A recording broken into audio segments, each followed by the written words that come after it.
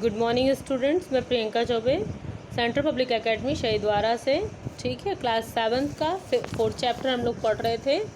तो हम लोग हाफ चैप्टर पढ़ चुके थे। हाफ चैप्टर में ये था कि मतलब दो नागरिकों को बताया गया था किस तरह से वो अपने देश का अभिमान और जो है कि क्या बोलते हैं बढ़ा रहे हैं, और कहाँ पे वो अपने देश का अभिमान घटा रहे हैं। ठीक है, अपने किस कार्यों से कह रहे हैं कि मैं अपने देश का नागरिक हूँ, मैं मानता हूँ कि मैं ही अपना देश हूँ। जैसे मैं अपने लाभ और सम्मान के लिए प्रत्येक छोटी छोटी बातों पर ध्यान देता हूँ, वैसे ही मैं अपने देश के लाभ और सम्मान के लिए भी छोटी छोटी बातों तक पर ध्यान दूँ, यह मेरा कर्तव्य है। और जैसे मैं अपने सम्मान और साधनों से अपने जीवन में सहारा पाता हूँ, वैसे ही देश के सम्मान और साधनों से भी सहारा पाऊँ, यह मेरा अधिकार है। बात यह है कि मैं और मेरा देश दो अलग चीज़ें तो हैं नहीं। कह रहे हैं कि मैं जो है कि देश का नागरिक हूँ, मानता हूँ, और लाभ सम्मान के लिए प्रत्येक छोटी छोटी बातों पर ध्यान देता हूँ, वैसे ही मैं अपने देश के भी लाभ सम्मान के लिए मैं छोटी छोटी बातों पर ध्यान देता हूँ। कहता है मेरा कर्तव्य है कि अब मैं सम्मान और साधनों से अपने जीवन में सहारा पाता हूँ, वैसे ही देश भी सम्मान और साधनों से ही वो सहारा पाएगा, या सहारा मैं उससे पाऊँगा। कह रहा है कि ये मेरा अधिकार है। कह रहे बात यह है कि मैं और मेरा देश दो अलग अलग चीज़ नहीं है। यदि हम अपने देश की बुराई करते हैं तो हम अपनी बुराई कर रहे हैं। ठीक है, मैं बन के ही तो एक देश बना है। हम सुधरेंगे, जग सुधरेगा। ठीक है, मैंने जो कुछ जीवन में अध्ययन और अनुभव से सीखा वह यही है कि महत्व किसी कार्य की विशालता में नहीं है, वह उस कार्य की करने की भावना में। और कहते हैं लेखक कि मैंने जो कुछ भी सीखा है तो मैंने यही सीखा है उससे जीवन में कि कार्य बहुत बड़े करिए उससे मतलब नहीं है, कार्य आप किस भावना से कर रहे हैं उससे मतलब है। आप बड़े कार्य करके आप अच्छी भावना से उस कार्य को नहीं कर रहे हैं तो उसकी बड़ाई नहीं होती है। और अगर आप छोटे काम करें और उसके पीछे आपकी भावना अच्छी है तो उसकी बड़ाई होती है। कह रहे हैं महान कमाल पाशा उन दिनों अपने देश के तुर्की के राष्ट्रपति थे। राजधानी में उनकी वर्षगांठ बहुत धूमधाम से मनाई गई। देश के लोगों ने उस दिन लाखों रुपए के उपहार भेंट किए। वर्षगांठ का उत्सव समाप्त कर वे अपने भवन में ऊपर चले गए तो एक देहाती बूढ़ा उन्हें वर्षगांठ का उपहार भेंट करने गया। सेक्रेटरी ने कहा अब तो समय बीत गया। बूढ़े ने कहा मैं 30 मील से पैदल चलकर आ रहा हूँ, इसीलिए मुझे देर हो गई। कहते हैं कि तुर्की देश के राष्ट्रपति थे, वो अपनी वर्षगांठ धूमधाम से मनाने वाले थे और लोग लाखों का उपहार देने के लिए दिए और उनका उत्सव समाप्त हो गया, वो चले गए। तब तक एक बूढ़ा जो है कि आता है भेंट देने के लिए, तो चौकीदार कहते हैं कि सेक्रेटरी कहते हैं कि वो वर्षगांठ समाप्त हो गई है, अब जो है कि नहीं भेंट दे सकते हो।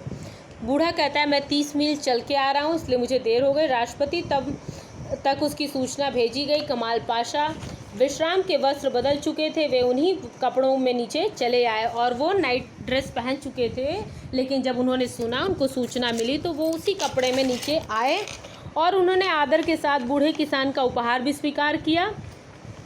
वो उपहार क्या था? यह मिट्टी की छोटी सी हंडिया में पाव भर शहद था जिसे बूढ़ा स्वयं तोड़कर लाया था।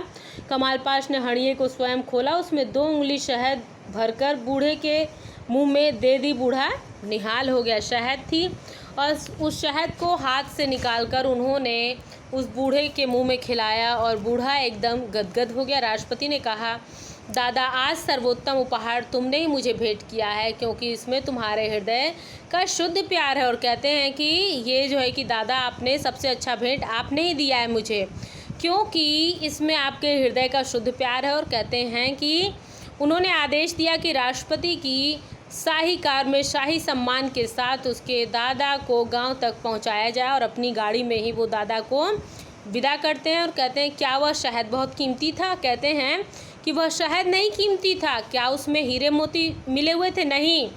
कह रहे हैं शहद के पीछे उसके लाने वाले की भावना थी। कह रहे हैं उस शहद के पीछे जो वो लाया था बूढ़ा, उसकी भावना थी। ठीक है, कि जिसने उसे 100 लालों का लाल बना दिया। हमारे देश में भी एक ऐसी घटना घटी। एक किसान ने रंगीन सुतलियों से एक खाट बुनी, उसे रेल में रखकर दिल्ली लाया। दिल्ली स्टेशन से उस खाट को अपने कंधे पर रख वह भारत के प्रधानमंत्री पंडित नेहरू की कोठी तक पहुंचा। पंडित जी कोठी से बाहर आए तो वह खाट उसने उन्हें दे दी। पंडित जी को देखकर वह इतना भावमुग्ध हो गया, कुछ कह ही न सका। कह रहे हैं ऐसी घटना तुर्की में ही नहीं अपने देश में भी घटी।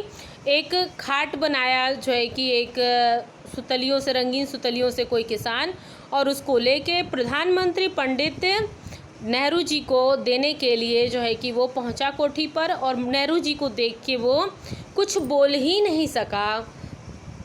पंडित जी ने पूछा क्या चाहते हो तुम? उसने कहा यही कि आप इसे स्वीकार करें। प्रधानमंत्री ने उसका यह उपहार प्यार से स्वीकार किया और अपना एक फ़ोटो दस्तखत करके उसे स्वयं भी उपहार में दिया।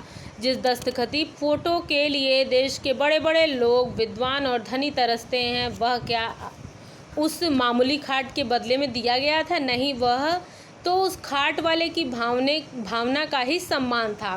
कह रहे हैं वो उस खाट की कीमत के बदले में नहीं, वो सिग्नेचर किया हुआ फ़ोटो देते हैं। प्रधानमंत्री का सिग्नेचर का फ़ोटो लेने के लिए लोग उस समय में क्या बोलते हैं, किसी भी समय में जो है कि क्या बोलते हैं, मिल पाना बहुत असंभव बात होती है। जो लोग पा जाते हैं अपने आप को बहुत धनी समझते हैं, बहुत भाग्यवान समझते हैं, लेकिन उस खाट वाले को उस खाट के बदले में वो नहीं देते हैं खाट बहुत महंगी है या सस्ती है। नहीं, उसकी भावना कि मैं खाट बनाऊंगा और प्रधानमंत्री को दूंगा अपने से, क्योंकि उस खाट पे तो वो सोएंगे नहीं, कुछ भी नहीं, लेकिन उनकी देने की भावना है कि नहीं मैं उनको दूंगा, मेरे पास जो भी कुछ है, ठीक है, प्रेम है। कहते हैं क्यों जी, हम यह सब कैसे जान सकते हैं कि हमारा काम देश के अनुकूल है या नहीं? और कहते हैं, आगे बताते हैं लेखक कि अब आप सोच रहे होंगे कि हम कैसे जान पाएंगे कि हमारा काम देश के लिए सही है या नहीं। कहते हैं वाह क्या सवाल पूछा आपने।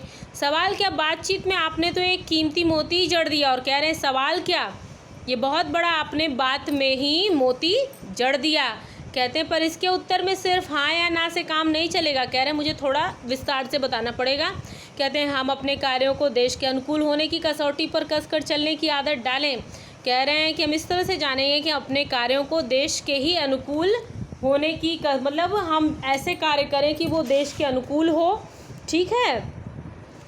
और कह रहे हैं यह बहुत उचित है कि बहुत सुंदर है, लेकिन इसमें तब तक सफल नहीं हो सकते जब तक कि हम देश के भीतर की दशा को ठीक ठीक न समझ लें और उसे हमेशा अपने सामने न रखें।